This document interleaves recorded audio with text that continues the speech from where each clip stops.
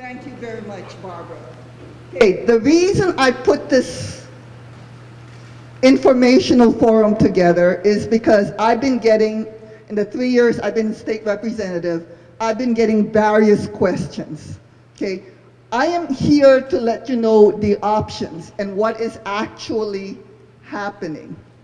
Okay, there was a survey that went out in HPP, I think about a month or so ago, about a Puna Mackay access route over here on 14th.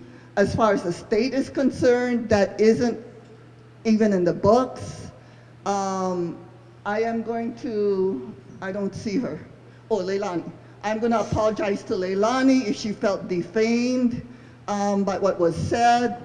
It wasn't my intention. My intention was to just get it directly from the district engineer, who's not here right now. So we have, oh, there you are. Terrific, Donald Smith. Thank you. So directly from the various engineers and the various people who will actually be implementing these roads. So let me just tell you about just some mundane stuff. We have water and some minor refreshments in back, so please help yourself. We have an agenda that's happening now. I apologize if I heard on NPR that it was at 1 o'clock. I apologize for those who came in at 1 o'clock. It was never meant to be at 1 o'clock.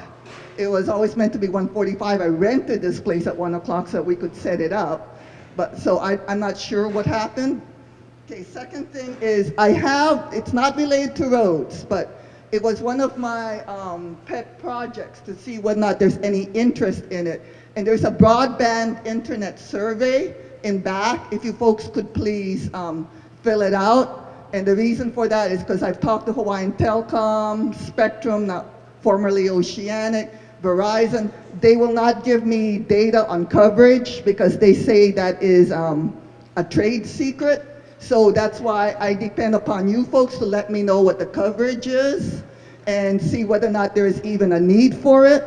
Okay, so because there's an idea as to whether or not we could do a co-op. Okay, but that all depends upon the interest of the community. So if you folks could please fill that out, I would appreciate it. We also have index cards, pens and pencils in back.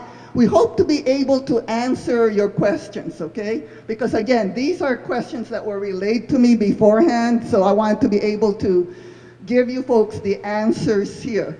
John Honda is my office manager. He is present, so you can give him your questions. If you could put on the top, who it's directed to, we would certainly appreciate that, okay? And we have also a sign-in sheet there. If you're not getting my emails and you would like to have an email newsletter, please write down so that we can give you an email newsletter. Okay. As Barbara Lively said, hopefully everything is going to be answered for you. And I apologize for, we're just going to tell you what it is you can't see, okay? But it was better, I think, to have it during the day so that most of you are able to come instead of having it later on. The last thing is, as Barbara Lively said, it's going to cover 4 things. Highway 130, State Highway, we have Donald Smith here, district engineer. He is our district engineer. He is the top person from Department of Transportation that represents the entire island. We are fortunate to have Donald Smith here because he is a recent HPP resident. So he gets to see what we see as far as the traffic, okay? Second thing we're going to be talking about is county. I guess, yeah. Puna Community Development Plan, KPAG, I guess that's the second thing. I thought it was a county. There were questions at the last membership meeting about the KL Pahoa Agreement Project, KPAG, which was created back in the 90s or so. and there were community leaders as to whether or not it's being implemented, as well as the Puna Community Development Plan. So we have two people, and that's Larry Brown and John Olson back there, who will talk about how that process came about. We also have, the main thing is county. We have various county representatives here. We have County Councilwoman Jen Ruggles, who's present in case you folks need to ask her any questions. We also have County Councilwoman Eileen O'Hara back there, who represents this particular district, and hopefully they will be able to answer your questions. Okay. Now, a lot of this you're going to find out are things that's sort of in the works, but are also not in the works because various hoops need to be jumped over. Okay, so before we move on, and the third thing we have is, the last thing we have are the HOAs, Homeowners Association, as to what the progress is. Okay, we have Leilani Estates, who's just going to give a short summary as to what's going on. We have Hawaiian Acres, short summary as to what's going on. Orchid Land is having problems with their, okay, so we do have somebody here from Orchid Land. Okay, so we have somebody from Orchid Land who's going to give about 5 minutes as to what's going on. Kapoho called me, and they said roads is not an issue in their community, so we don't have that. HPP has chosen not to participate, but wants me to tell you folks to show up on October 29th, general membership meeting, to hopefully they will discuss roads at that membership meeting. Okay, without further ado, Donald Smith, why don't you come on up? I appreciate you guys showing up to hear me. Thank you very much for that. I do live here in Paradise Park. I have since June of this year. Moved from Maui to here. And yes, I'm very aware of our traffic issues. I live with my wonderful wife, Fran, and my dog, Bailey, which we walk a lot in the community. My daughter, Sarah, lives on the mainland. She'll graduate in December with a double major from Eastern Kentucky University. She's not talking to me right now. Don't worry. University of Kentucky beat Eastern Kentucky University this morning. She's not happy about it. So hopefully that relationship will improve very soon, though. But I am local. I'm local to Paradise Park. I'm now local to the Big Island. And glad to be here in general. I really am. It's just been so far a great experience. And, you know, all joking aside, it's been a great experience. And I say that because, you know, when you grow up in a small community, you learn to care for each other. I'm going to earn your respect. I'm going to work hard. I won't get everything done, but I'm going to work hard, and I'm going to do my very best to get some things accomplished that help us out. And so maybe 1 year or 2 years from now, we have this same meeting. You all do look at me and you say, good job. We appreciate what you're doing. And that's my expectation. It really is. Having said that, let me make sure we understand what my number one priority is. You know, since I've already told you I value everyone in this community, in my family, I'm going to value those folks that are on this island. My number one priority is keeping everybody safe. Our fatalities this year, we just had, I believe, number 25, up 75% from this same time last year. I believe we had 12. So when my boss hired me for this job, he looked me square in the eyes and he said, "You got to make a difference." So I do have a lot of experience. I actually retired from the Department of Transportation in Kentucky. Yes, I'm fairly young.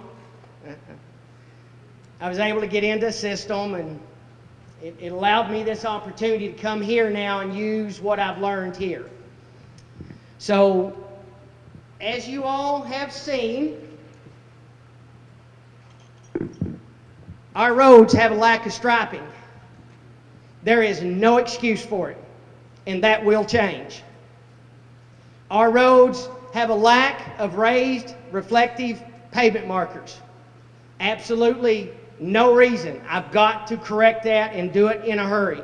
That is one of my primary focuses. So I'm getting some contracts and some things in place to supplement my maintenance forces. My maintenance forces are out working, and they're putting those markers down, and I'm getting their paint machine up and running and working on the thermoplastic. That is priority number one. I am diligently working to get some more rumble strips.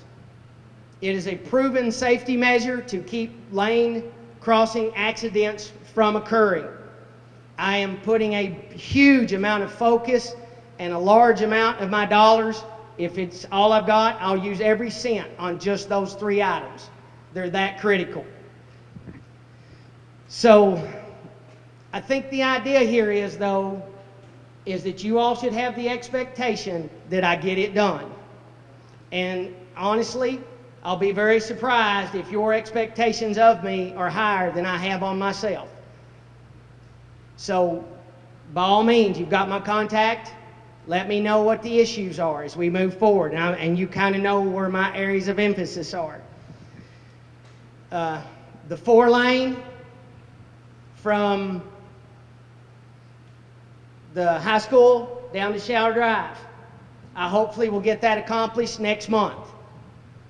That is some milling and some restriping. So I've got a little bit of environmental work to clear just for that, but hopefully that will happen soon. Shower Drive, guys, I know how difficult, actually, I somewhat know how difficult it's been for you at that intersection. I've told them to maintain 2 lanes of traffic at all times, but it's still very slow, and it takes a while to get through. I'm telling them, you know, I already had this project. I'm not using that as an excuse, but there's only certain things I can change.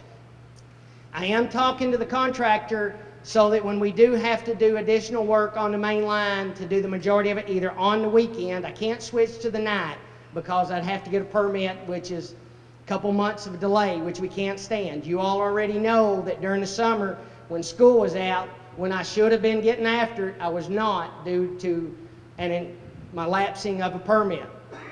So you all should not expect that from me. The congestion that you're having now at that intersection is unacceptable, and I'm working as much as I can to change that. Again, keep in mind my big focus: striping, reflective raised pavement markers, rumble strips. Now, having said that, I am very aware of the fact now that this community and the community on South put a lot of work in doing an environmental document. And that is finished, is my understanding. So I actually got that last week and started looking at it. So having said, then, when we're talking about expectations, you all have right now told me, hey, Mr. Smith, usually the environmental part's the hard hurdle to go over in the state of Hawaii. You guys have finished that for me. And now you're going to look at me and say, okay, now get something done. We want to see some action. So 5 of the top accident locations on this island are on Route 130. So since safety is my #1 priority, you're going to see me go work on those intersections. Now, as I do that, I will keep in mind future widening. Now, the funding for that is not there immediately, but the idea, and this is the thing, anybody says we don't have money, that's okay, don't worry about it. The key to getting the money is you've got to have something ready. So, and I'm going to brag on Alan Simeon, my counterpart over at the county. He's done a great job this year. He's got out his major projects. We got 41 million, the state of Hawaii got 41 million in additional redistribution funds from the FHWA, Federal Highway Administration. Because Alan had a project ready, he got an additional $13 million for this island. Good job, County of Hawaii.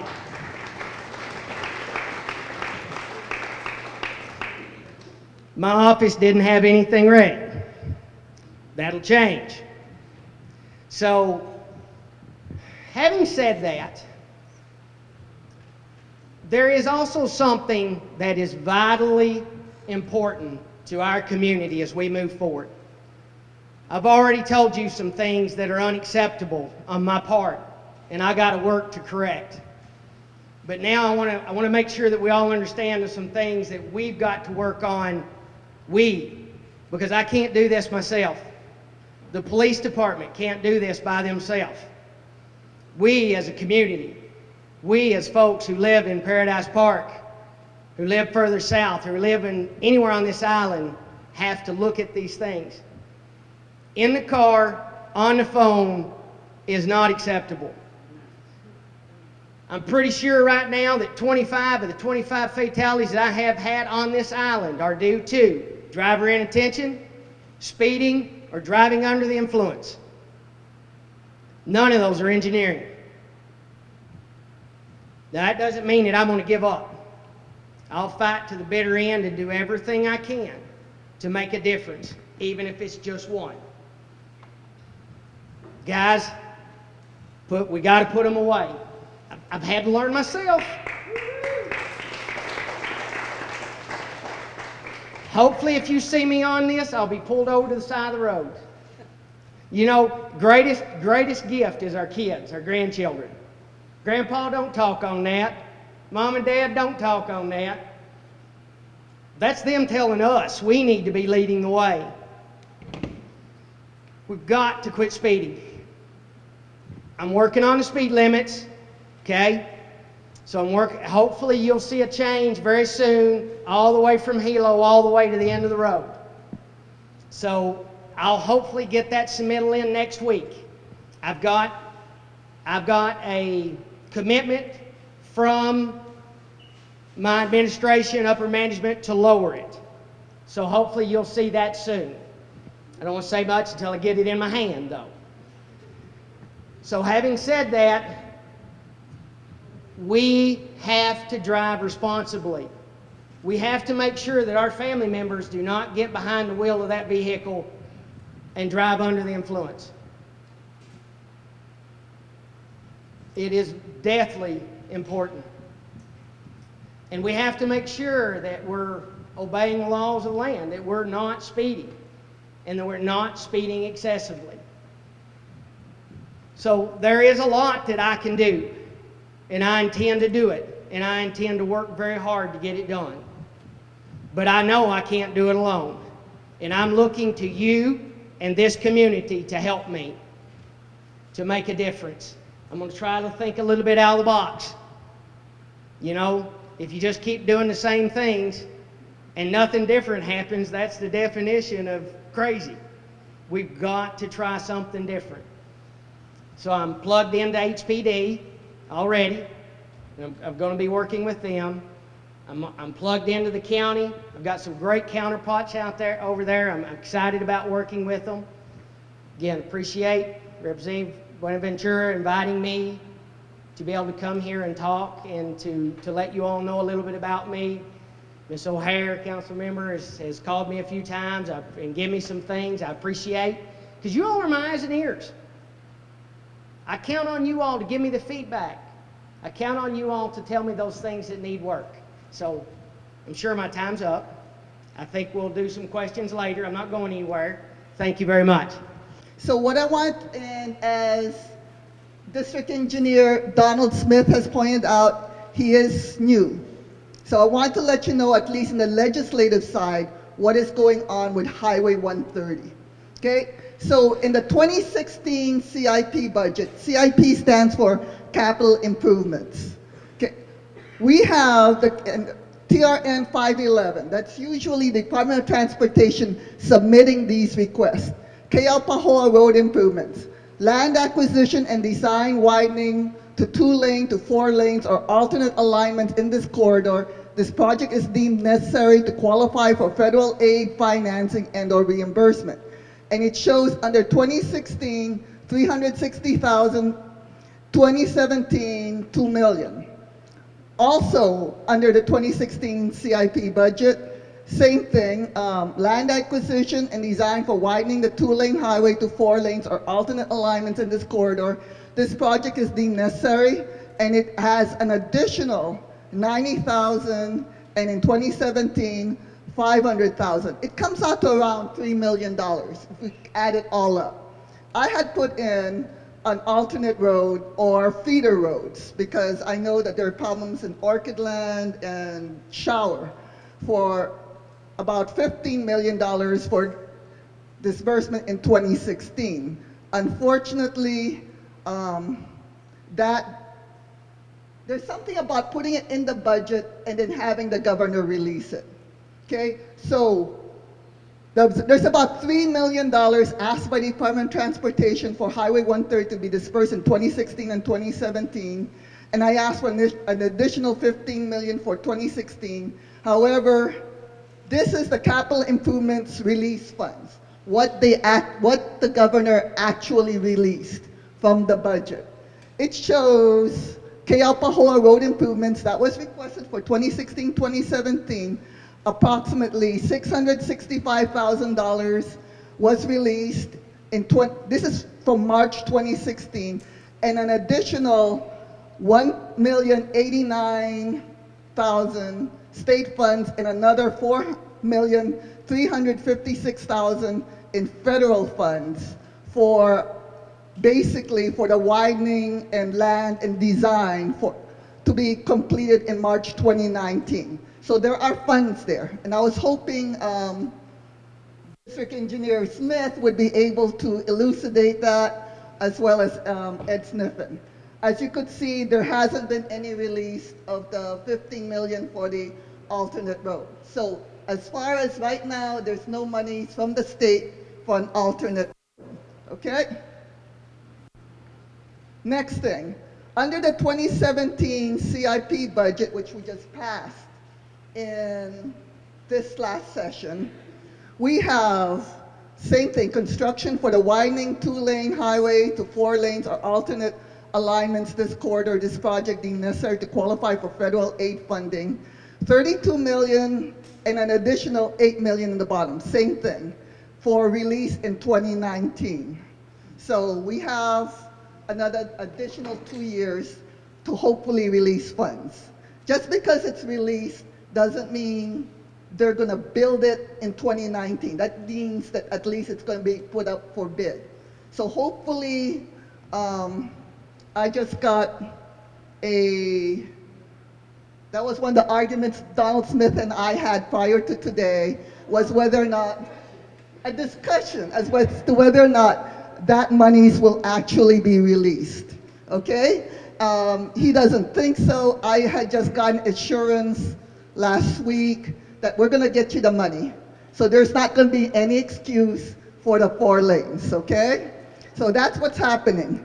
And I was hoping he could give us a timeline on the Shower Drive project, but Hopefully early next year.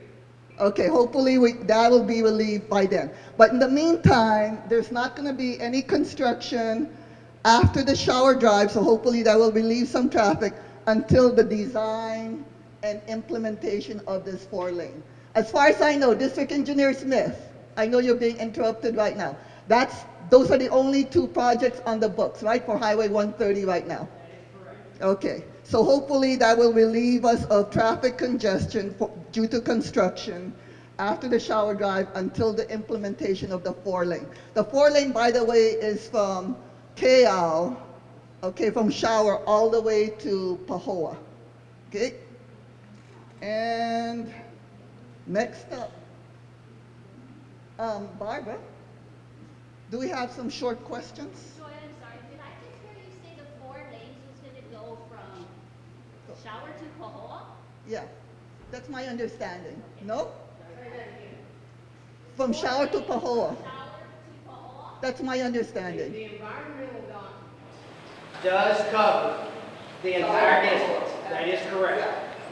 Okay. Yes. Okay. So hopefully that will relieve traffic because we certainly don't have the money right now from the state side for a alternate route. I'm John Olson. That's a Larry Brown. At this point, we're practically joined at the hip. Sorry, John, you really need the. Okay. I'm John Olson. That's Larry Brown. It says here, I guess I'm the historian here because I've been at this. Barbara and I have been at this since we could walk. Anyway, the planning process on the history side, actually it starts right here in this building. Back in the late 80s, the community association here hired 2 planners to do a community development plan for the park. Bonnie Goodell and Jenny Aist. And they took that document when it was complete and took it to the county and said, County of Hawaii, you have never completed a community development plan for a district, even though state law says you should. And lo and behold, the county gave them some money to do a district-wide development plan. They presented it to the county council. The county council didn't like what they had to say about it because they made it very clear that, you know, from 1960 to present, powers that be had created some near 60,000 lots in Puna. That's what you're facing here is you have 60,000 TMKs out here that are developable. And that's going to cost somebody some money. So they rejected the plan. In the interim, myself and Bonnie Goodell and another group were asked to sit on a panel having to do with state highways. And we did, and the document turned out to be so corrupt at the end of it that we filed a civil rights complaint, which was accepted in total. And the state was ordered to redo its work and address the problems that were left behind. At the same time, now this brings us up to the year 2000. The Kim administration came in and they were included in the civil rights complaint. When we filed the complaint, we did not include the county. The investigators, the federal investigators, added the county to the complaint. The Kim administration immediately funded a development planning process for the entire island, and we were first out of the box. So that kind of brings you up to speed as to where we are from here to there. Also, we received money for the Kea'aupahoa regional circulation plan and a regional circulation plan. One is on the county side, one was on the state side. Both of those documents are out there and available. So it isn't like nobody knows what they have to do this right. As part of the last round of the community planning process, which was completed in '08, we looked at each of the divisions and the issues that basically address the issues of health and safety, fire, police, medical services. All of those things are tied to roads and water and communications.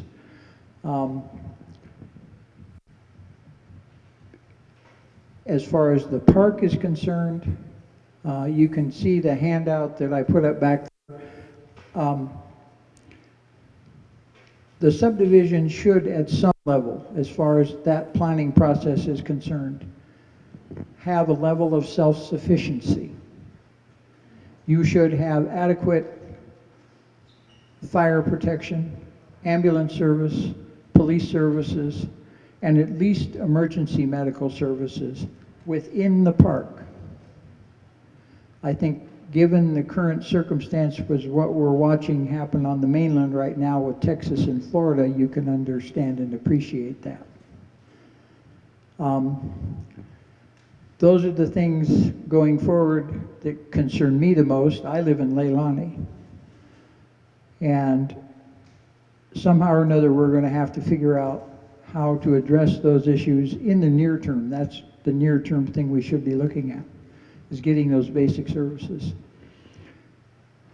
There's also the issue of economic development. The park is large enough, it's a small city. With almost 9,000 lots, you have a build-out population somewhere between 30 and 50,000 people. You should be able to live, work, and get whatever you need basically within the park. Obviously, you're not going to have a harbor, you're not going to have an airport. You know, some of those things are not on the table. But the fundamental schools, there should be at least 2 elementary schools, an intermediate school, and a high school built within the perimeter of the park. You got near 16,000 acres. So those are the kinds of things that we looked at. I chaired the Puna Community Development Plan in the last round. I can only take credit for having a whip and a chair. The bright people did the work. So I just kept it moving. And I learned a lot in the process.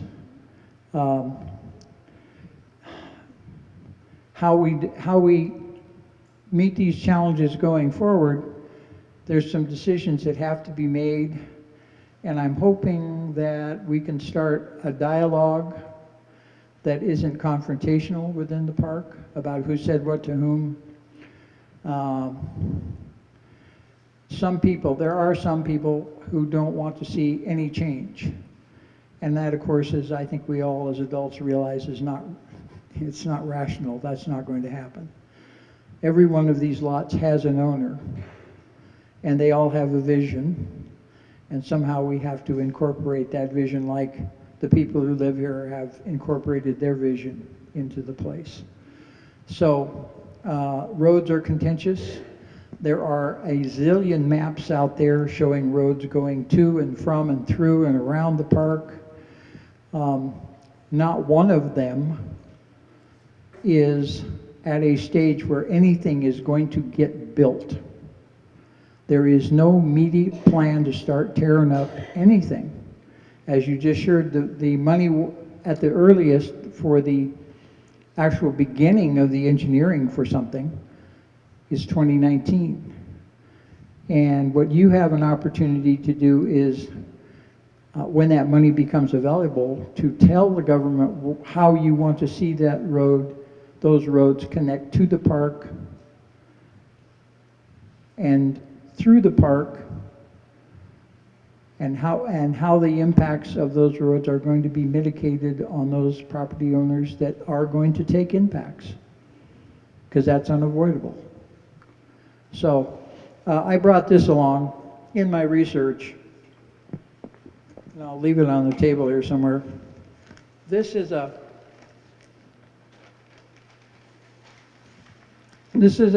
drafting paid for by the state of Hawaii of a highway that runs from Cape Coom, 4-lane highway that runs from Cape Kumakahi to Powaniko. The state paid for this. Now this is 1960, right? So you want maps, you want charts, boy, they're out there. You know, I can get you dream something up and I can find you somebody who's drawn a map that will show you a road through to or by Hawaiian Paradise Park.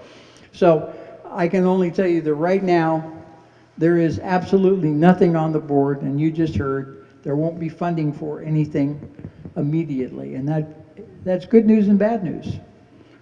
We're going to continue to have the impacts, and I'm not going to undersell to anybody the fact that we are at risk. If we were to have a storm of the magnitude we are now seeing capable of, we are really going to be on our own. And I know that there are people in the community working on that issue, on the civil defense issue. I advise you all to become more involved in that. Because we are going to be on our own, and we better be prepared to do whatever it is we got to do to be okay. So that's kind of the background on it, and those are the things that I think are important going forward. Larry actually worked for the planning department. He is a professional planner. I'm just an amateur. Thanks, John. Yes, I'm Larry Brown, and I am now a part of the growing demographic representing HPP, which is over 65 and retired. Yeah, and growing. I did retire from the planning department as a planner about 2.5 years ago. And during my tenure with the planning department, I did have the privilege of serving as project manager for 2 big projects in Puna. One was the Puna Regional Circulation Plan, which is often referred to by both the county and the state for Puna roadway projects, transportation projects. And the other one, of course, was the Puna Community Development Plan, which does make frequent reference to the Regional Circulation Plan. The Regional Circulation Plan was adopted in 2000, well, it wasn't adopted, it was completed and accepted by the county in 2005. And just a year later, we started the CDP planning process for Puna. So in 2006, we started that process, and by September 2008, we had a plan that was adopted by ordinance by the county council and signed off by Mayor Kim at that time. One thing that the Puna Regional Circulation Plan, the Puna CDP, as well as the county's general plan, and I believe this is true for the 1989 version of the plan, did call for a alternate to Highway 130, an alternate route, Malka of the highway, which is where most of the population increases have been experienced over the years. HPP, Nana Valley, Hawaiian Beaches, Hawaiian Shores. Mackay of Highway 130 is where the bulk of the population increase, but that doesn't mean we haven't seen great increases in the Malka subdivisions, Ainaloa, Hawaiian Acres, Orchid Land, and et cetera, going all the way up to Volcano. As the Puna CDP was winding down, the State Department of Transportation began the Keaupahoa Roadway Improvement Project, and they hired a consultant, SSFM, to produce the environmental study for that project, and it was intended to be a community participation in a context-sensitive solutions project. And that's where the results of the plan have to take into consideration of a lot of the input and ideas and suggestions that are expressed by the community. And then I think that it was a fairly successful endeavor that began in 2008, as I recall. And John and I both served on that community committee that included representatives from the community, but from state government, county government, and also from the community special interest groups. Truck drivers, for example, really had a lot to say or input to offer with regards to whether or not roundabouts are a reasonable intersection treatment to improve safety. So that, you know, they had some inputs and some concerns on that. And this is part of why we have a roundabout at the Pahoa intersection now. Anyway, that's the first one on the island that I think the state or county government has actually put in. And I have not heard of any significant crashes, injuries, or any fatalities at that intersection since that roundabout opened. I could be wrong, but I haven't heard about it if there were any. And prior to the construction of that roundabout, that was in the top 3, I believe, most dangerous intersections in the entire state. One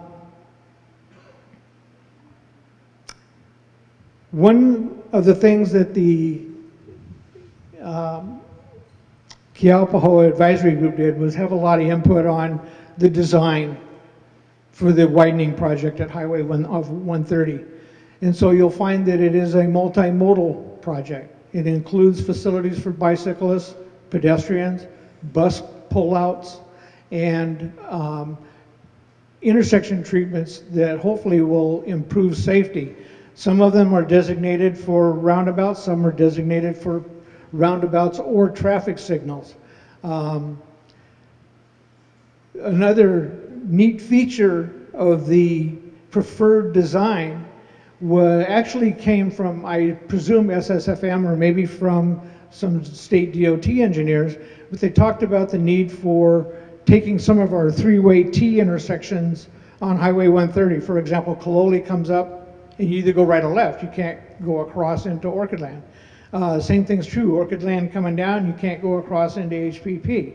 Well, they came up with an idea and a plan that actually would create some four-way intersections. Some of the ones that don't need to be, they would just block off and they wouldn't have direct highway access. They'd have to go a little bit out of their way to get on the highway. But that actually works very well towards, at least in my opinion, fulfilling or at least facilitating the main concept of the Puna CDP. And that is the village center concept. Because what we learned in the Puna Regional Circulation Plan as well as the Puna CDP is that we cannot build enough roads to alleviate the traffic problems that are being created by the settlement pattern that exists in Puna today. Now, this is a settlement pattern that was created back between 1958 and about 1972, when all these subdivisions in Puna were basically approved by the county, creating approximately 50,000 buildable lots in Puna. Today, I would estimate that maybe 30% are built out. So you can see how much room for growth. Just drive down any one of the laterals in HPP. How many empty lots do you see? Well, fewer than when I moved here, but still quite a few.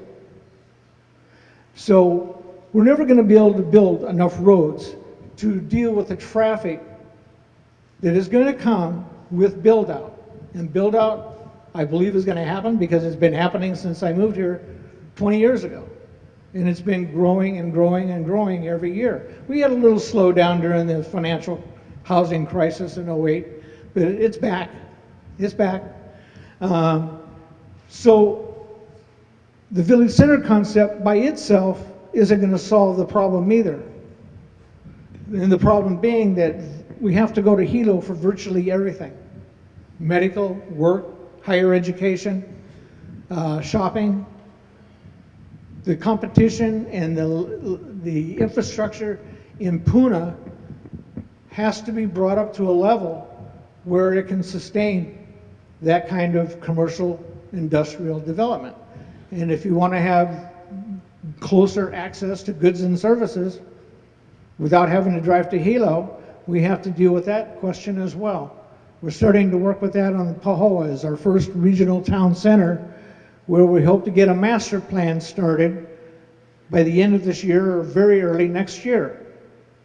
And that will hopefully be a strategic master plan that says, yes, we need a sewer system. It's going to, where it's going to be, how it's going to get paid for, when it's going to get built, as well as the other elements of infrastructure, whether it be roads, water, or whatever. So anyway, that's where we are. The KPAG, the advisory group, no longer serves a purpose, so it's been disbanded since 2011, when the environmental study was completed and a finding of no significant impact was accepted. The Puna Community Development Plan is still alive and well. It's getting close to its time for needing an update, a 10-year update. But we're waiting because the county is currently in the process of updating the county's general plan. And they're taking, hopefully, into consideration the elements, if you will, of not only the Puna CDP, but the other CDPs that have been completed or are in the adoption phase. And so we have completed CDPs for Kona, North Kohala, South Kohala, and CDPs for Ka'u and Hamakua are about to be considered by the council for adoption. I'm not exactly sure where they are. I'm out of the planning department loop now, but so anyway, we've got those CDPs, and what those CDPs say about those individual communities, the planning department's job now is to find ways to incorporate that into the general plan, and that will provide some feedback to the various CDP action committees, which I'll talk about in a second, to consider when the time comes around for us to do our CDP updates. Now, action committees, if you haven't heard of them, these are committees that were formed by an amendment to the county code, chapter 16, that provides for community, an opportunity for the community to participate in implementation of those CDPs. Now, John Olson served as chairman of the steering committee for the creation of the Puna CDP. That was the planning phase. Once the plan was done and adopted in 08, we went into the implementation phase, and the action committee was created for the Puna CDP. And I had the pleasure of being able to participate in selecting nomination recommendations for the mayor, primarily Mayor Kanoy, because he was in office during that period, for appointments to that. And the Puna Action Committee has been extremely effective in promoting and helping to advocate for implementation of parts of the CDP where it actually, there was some ability for the community to do something with little or no resources. I now serve as chair of the Puna CDP Action Committee. I have, I thought I only had 1 year left, but I guess I got 2. I'm going to have to work on that. At any rate, I want to encourage everybody here that cares about your community and wants to do something to help implement the Puna CDP to consider submitting an application to the mayor's office for appointment to the action committee, because we do have some vacancies coming up at the end of this year, and we need some fresh thinking and some new blood in the process. I think that's about it.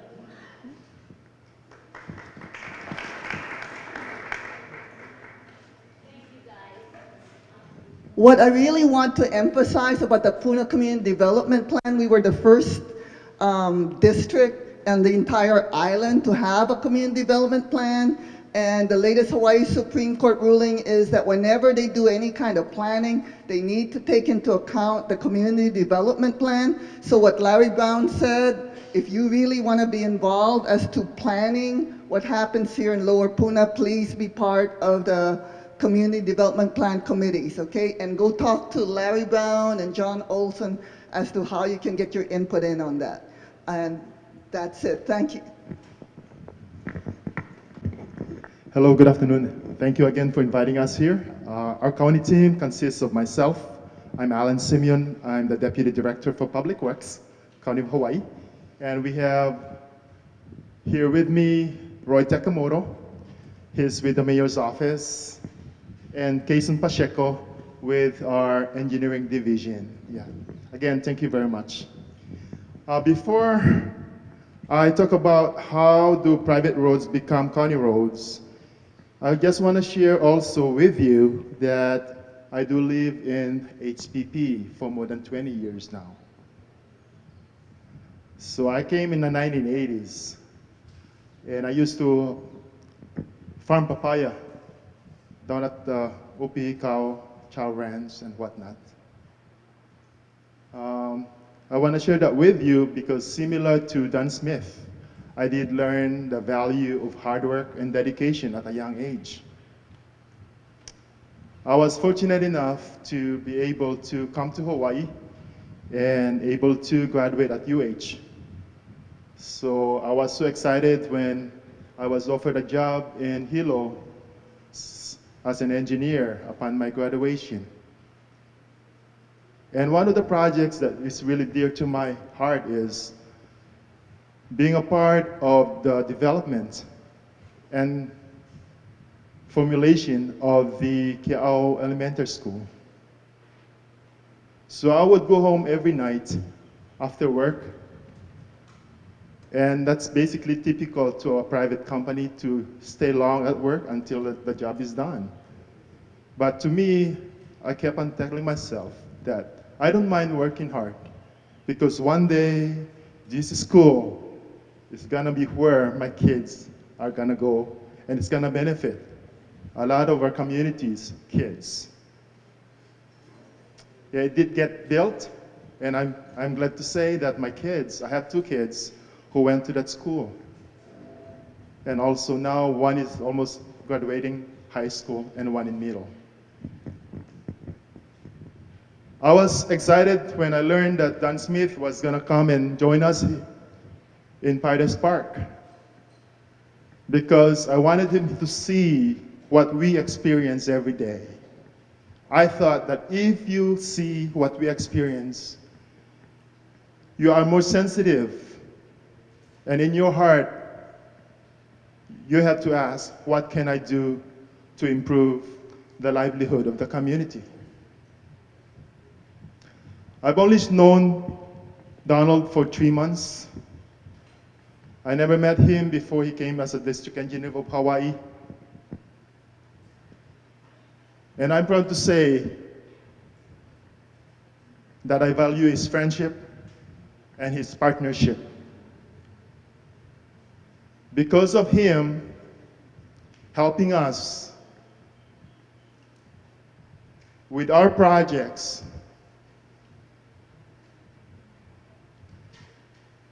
at first, we were not able to meet our deadlines because to be able to get money from the State Transportation Improvement Program, we and the county has to meet a deadline. Unless you meet that deadline, and unless the state and federal highways see that you can meet the deadline, or there's a possibility that you can do the project, complete the project after the deadline is passed, they're not gonna give you that money.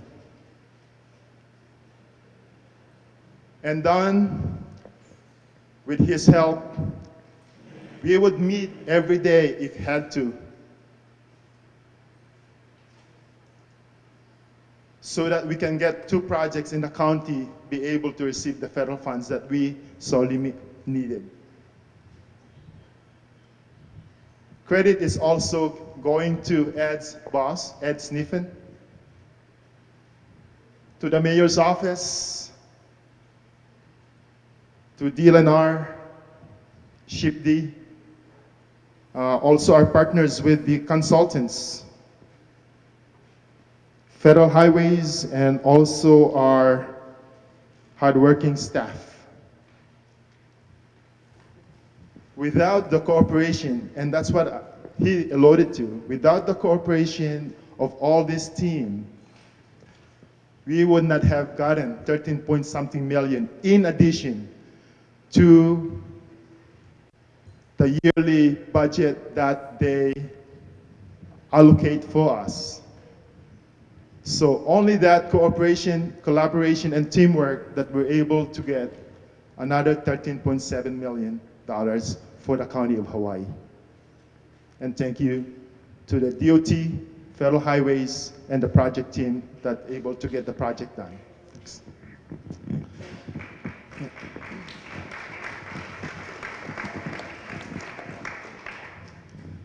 So now my part is basically how do private roads become county roads?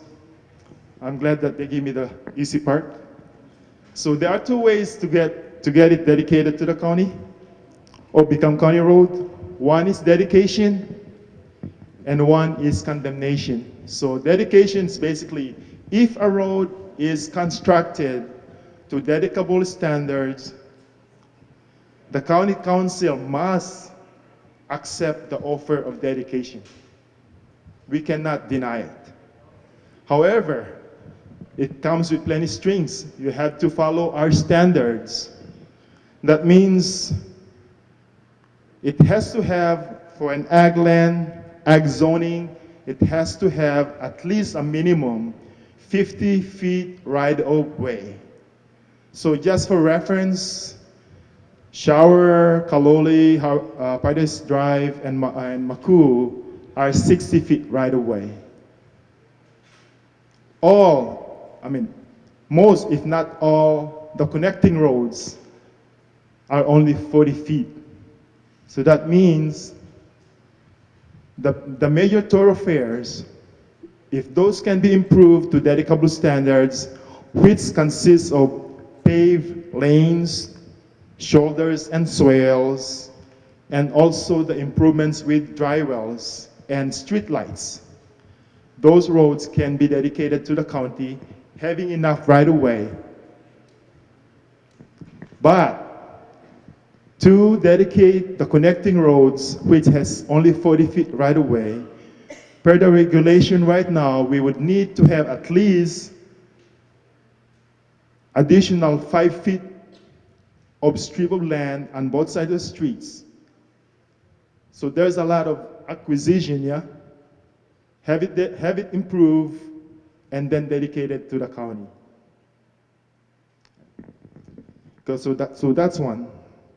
Also, in order to dedicate, we would need plans, drainage calculations, and all the other information that are needed for dedication for our review and approval. So those got to be done first before we can say to the county council that this road is eligible to be dedicated.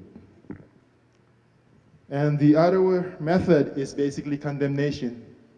So for whatever reason, the county needs a portion of land, a portion of private road, so that we can do our improvements, maybe connect two county roads together. We can actually exercise our condemnation rights. Yeah. So the county may initiate a condemnation, or a private owner may petition the mayor to initiate the condemnation. So I just want to elaborate that once you upgraded the private road to dedicable standards and accepted by the engineers, approved by the county, it has to be accepted if it's offered for dedication. Thank you.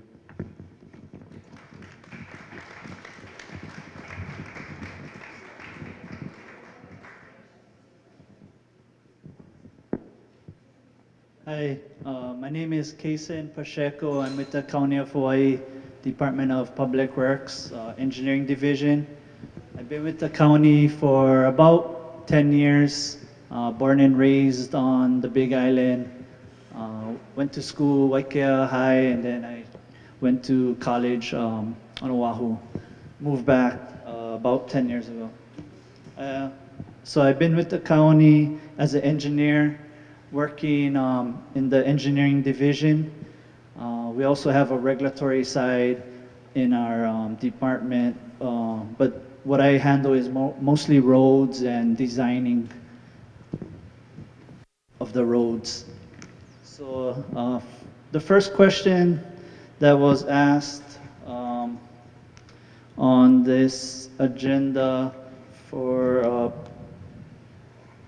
has any Puna subdivision roads ever become county roads or county maintained roads? And the answer is yes. So using the CDP and the circulation plan that has been developed for Puna, we have created the PEAR road, the PEAR road. It's the Puna Emergency Access Road, which is county maintained, a portion of it.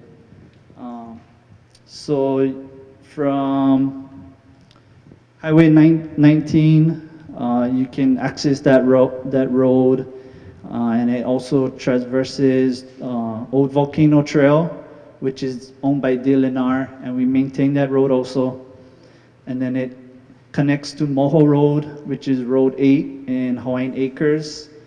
Then F Road, it connects to then 9 Road, and then from that road it connects to Ainola Boulevard. So the second part is, has any private road become county road? That section, Ainola Boulevard, was initially a private road. Back in 2005, it was, the county took possession of that road by resolution, and then for that road, the association owned that road, so it wasn't, there was no interest in all the property owners, so they were able, the association was able to donate the road to us, the Ainola Community Association. Once that road was donated to the county, improvements was completed. So another road that has been turned over to the county is Hawaiian Beaches and Hawaiian Park Subdivision. It was dedicated in the late 60s. So before 1983, we didn't have any dedicable standards. The county adopted dedicable standards in 1983, so that's why you see those roads are not up to county standards. However, we did accept those roads in the late 60s. Also, Hawaiian Shores is not is a private road, but we did not take over that road, but it's somewhat in the vicinity of Hawaiian Beaches. Kahakai Boulevard was dedicated in 1969, and it has a right-of-way of 60 feet wide. Another area is Nanavali Subdivision, where parts of the road were dedicated to the county in the late 60s before the standards was adopted. Same goes with Leilani Boulevard. 1969 right-of-way is 60 feet. That road was also dedicated to the county. There's one other road located in Curtistown, Kua'aina Road. That road, there was no clear ownership for who owned that road for more than 5 years. So the county used its discretion and accepted a portion of the road. It's about 1,800 feet from Highway 11, which is now county-owned roadway.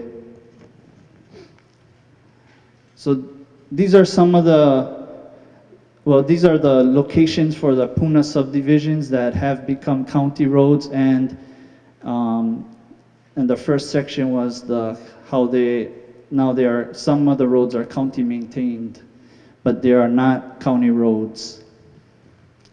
So right now we're in the county forming a committee, Puna Connectivity Committee meeting, and we have some meetings.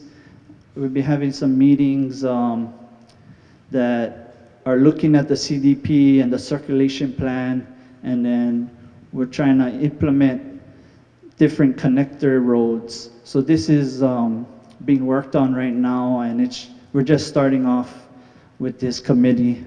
With hopefully we can start constructing some connector roads that improve the connectivity within the subdivisions. Thank you. My portion of this presentation is to talk about how you finance a road. And my name is Roy Takimoto. I'm with the mayor's office, And the reason why mayor's office is involved is because often to make things happen, you need to coordinate several different departments. So to build a road is not just the engineers at Public Works. It could be finance as well. It could be water supply if you need to put pipes into the road at the same time. It could be, all different kind of other agencies. And that's where we come in to try and have everyone work together, even if they may not want to. We try to force that to happen. And we also try to bring in council members and all the other stakeholders that need to be part of the conversation. So I'll be focusing on improvement districts and community facilities districts. Apparently, these are tools that were raised as questions for us to answer. So I'm hoping that you have some familiarity with improvement districts. But if you don't, okay, let me give a quick rundown of what an improvement district is. An improvement district is a financing tool to fund public improvements. It can be roads, it can be water, it can be sidewalks, anything that could be a public improvement. And it's a tool that allows communities to take action instead of waiting for government to find the money to build it for you. So these types of improvements are improvements that the residents want and are willing to pay their fair share to make it happen. So in the case of a road, there are two choices, an improvement district or a community facilities district. They're kind of the same, but a little bit different. This county has a lot of experience with improvement districts. We've done improvement districts for roads, and in the recent years, several improvement districts for county water systems, and lately for a sewer system in Kona. As far as community facilities districts, this too is never done in this county. I believe there's only one done in the state on Kauai. It's a tool that is very common in California. It's something that's more flexible, flexible in the sense on how you calculate how much people pay, flexible in the sense of what type of improvements you can include in the districts to pay for. And also flexibility in how you can classify different groups of people. So you may have store owners who pay a different assessment or special tax than residents. So that type of flexibility, if you need that type of flexibility, you need a more complex tool, which is the community facilities district. But if you're just going to do roads, okay, so we focus on roads. There are several requirements if you want to fund, say, one of your 60-foot roads going down Maukamakai. First of all, an improvement district must fund public improvements. So there needs to be a commitment for the owners of the road to either dedicate, as Alan had mentioned, or have the council or initiate a petition to condemn the road. Okay, so that's requirement number one, that it needs to be a public improvement in order to use this tool called the improvement district. Number two is that you need at least 50% support. If 50% of the owners within the district boundary, so you can draw the district boundary in various ways that are specific to the improvement. But all the owners within that boundary, if 50% protest, then the improvement district fails.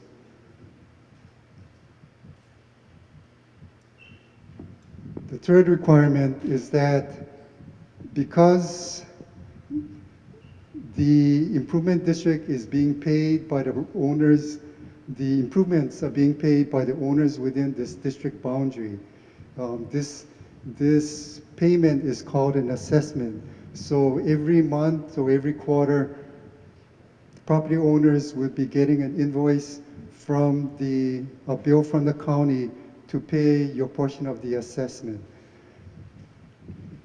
So in order to secure that payment, in case somebody defaults, the owners within that improvement district boundary, there is a lien placed against your property. So if you default and don't pay, then the county would have to come in and foreclose on your property to get that money that you were supposed to pay as your share. So because this money that is being used to pay for the total improvements is often a bond.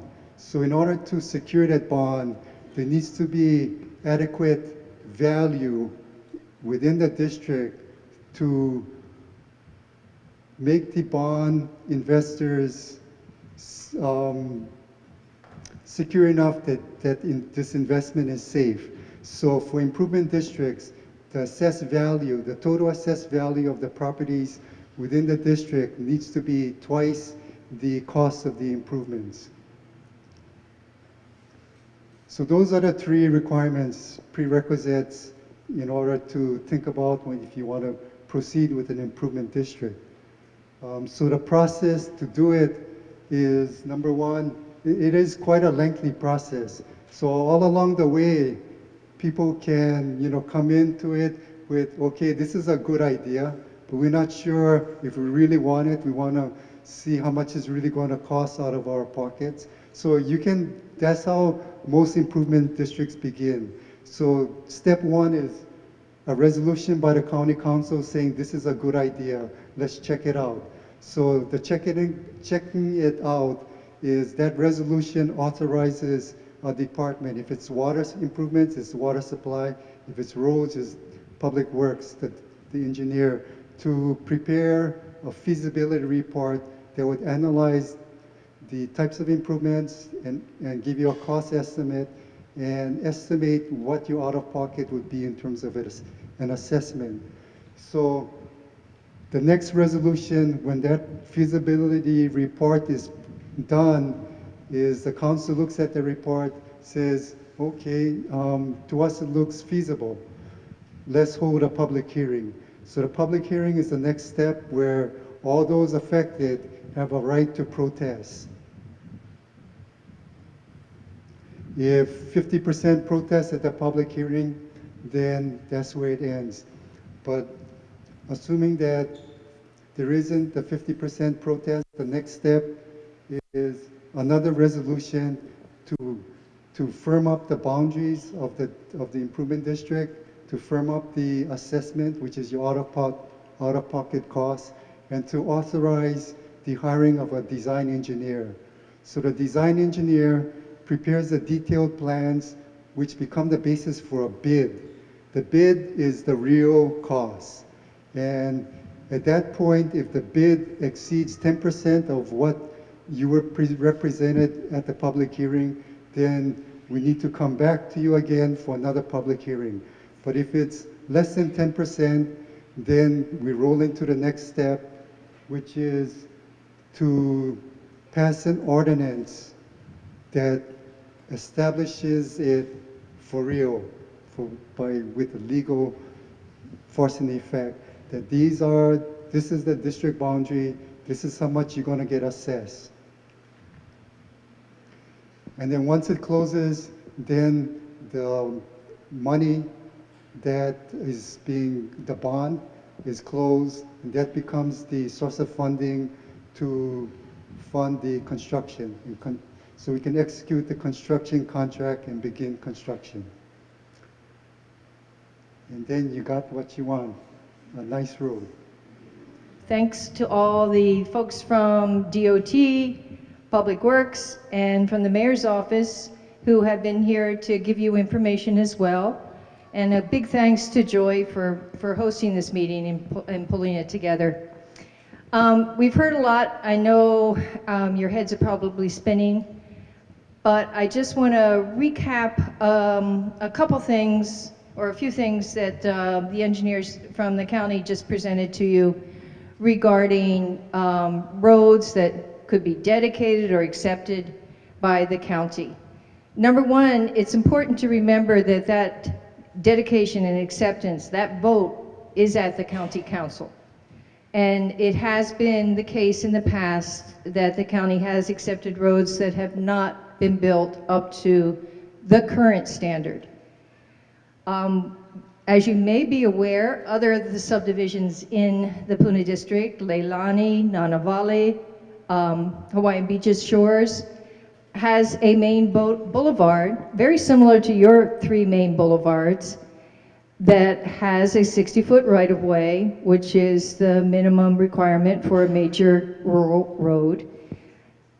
But they were not built to our current dedicable standards, as they are referred to.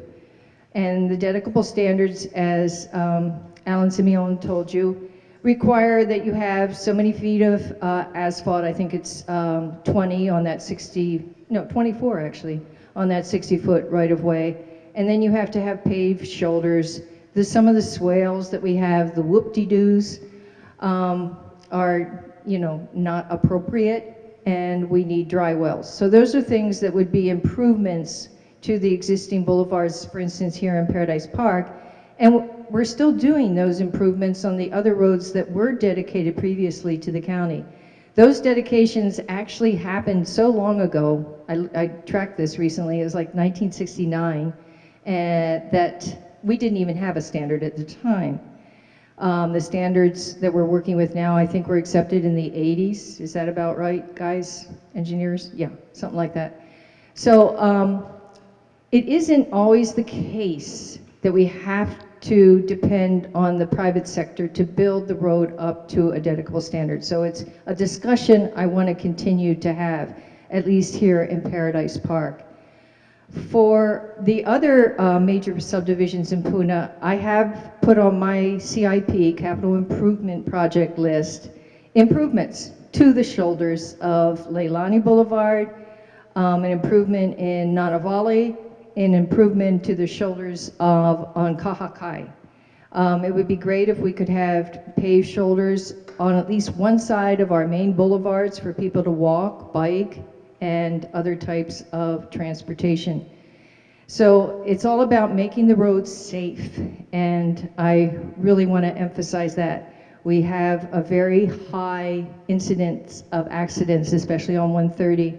I think we had 2 this past week. I saw a motorcycle accident in Maku'u trying to get in one morning, and another accident a few days later. It's most unfortunate, and I appreciate that Don Smith from the State Department of Transportation is going to be addressing speed limits and speed zones on that highway, because that is our best chance of remaining safe currently. As far as the funding, you did hear about the improvement district. This might be a bit complicated for our large subdivisions in Puna to actually exercise. It works better when you have small numbers and small area. And we have a lot of area and a large number of roads. It may not be the best bang for the buck. After I speak, you're going to hear from a traffic engineer from Hawaiian Shores, Mr. Bailey, Steve Bailey.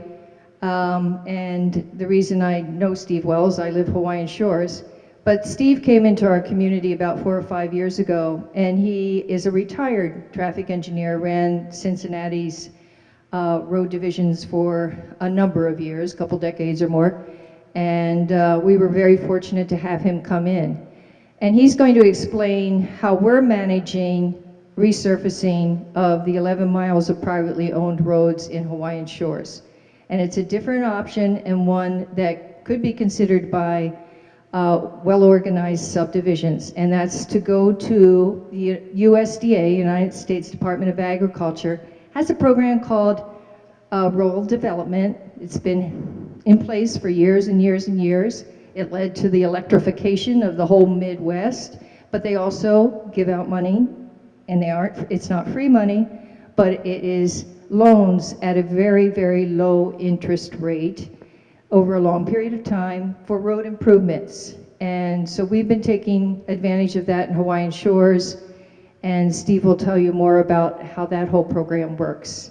And that is another option that I hope some of the subdivisions out here in Puna can organize around. We've had good success with it in our subdivision, but we're a lot smaller, 1,300 lots compared to, say, 8,800 here in the park. But it does work well. So that's also another option. Anyway, if you have any questions about roads, you're welcome to call my office, and that's 965-2712. For those who are not aware, my office is actually in Pahoa Town next to the 7-Eleven, the old police station.